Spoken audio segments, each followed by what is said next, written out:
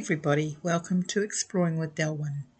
I've gone off the grid a little bit from my missing persons to have a look at something I came across, which was New Zealand's first serial killer. Interesting. As you can see previously, his name was Leo Sylvester Hannon, and he was born on the 23rd of October 1900. So let's get into this and have a look at him and open up to see what he was like. Leo Hannon was of low intellect, lonely and friendless. Abandoned by his family as a youth, he lived an itinerant life in the lower parts of the North Island between Wellington and Taumarunui. He worked as a labourer and a bushman, but spent much of his 1940s in prison. Between 1926 and 1941, he was convicted of several crimes, which included prison escapes. The oldest of these was the escape from Ringipo Prison on July 1926, followed by a break and enter in Waipukurau in 1931. In 1940, he was found guilty of 6 cases of breaking and entering and sentenced to 18 months hard labour.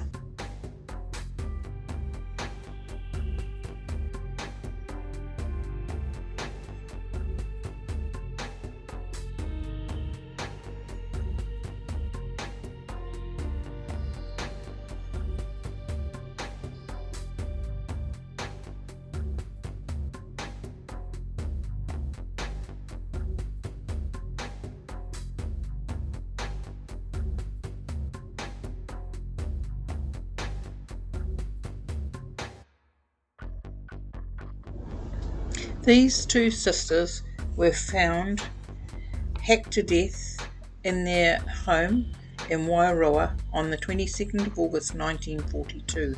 They were members of the Salvation Army.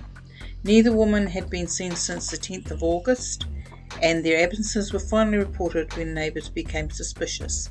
The scene showed both had been bludgeoned to death with a poker, with the killer having tied Annie to the chair and gagged her. No money was taken, and he knew Annie because of her visiting the local pub, preaching about the evils of drinking. He staged the crime to look like there had been an attempted rape by lowering her panties.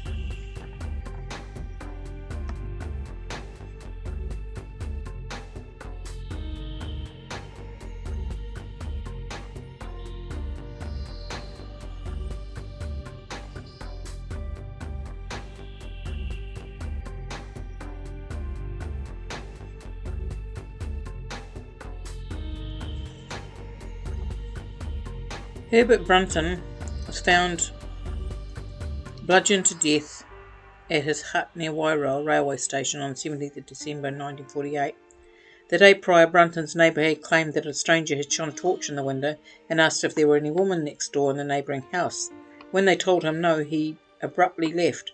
The next day, the neighbour found Brunton's body propped up against the bed with 6 axe wounds to the head.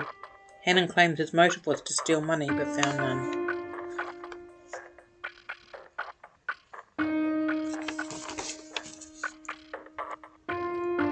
In August 1950, the Wellington railway station, he was confronted by the night watchman Frederick Andrew Stade over the use of the station's toilets. In response, Hannon attacked him with an iron bar and beat Stade to death before fleeing the station, only to be arrested for it.